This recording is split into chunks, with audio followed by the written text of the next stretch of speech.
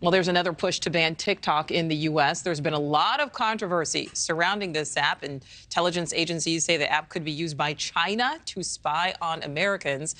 It also happens to be one of the most popular apps right now in existence, especially for young people. Well, there's a bipartisan group of senators introducing a bill today. It would give the president the authority to ban these threats from TikTok as well as others.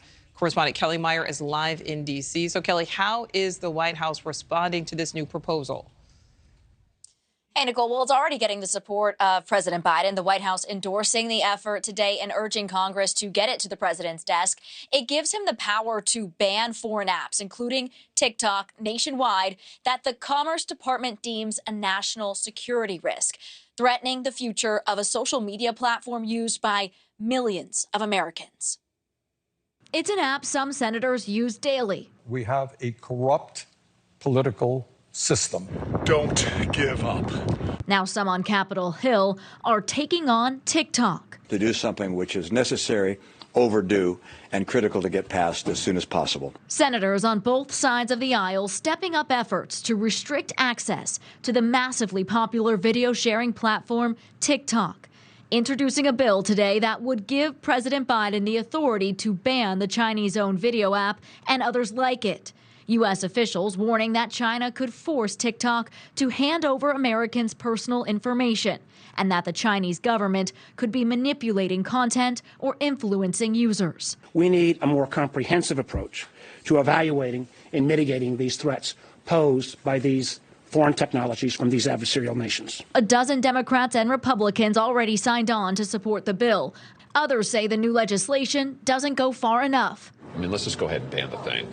I think that's what we need to do. Late last year, President Biden signed a law banning the app on nearly 4 million government devices.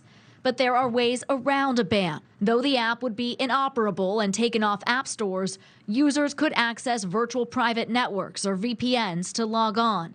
And there are questions about whether a ban is legal. I think a full-scale ban of TikTok across the United States is very unlikely to happen. It would be really unprecedented for the U.S. government to come in and intervene in private businesses in such a way to remove the application. Lawmakers argue they can ban those apps that are a threat to national security. Critics say the bill puts a limit on free speech.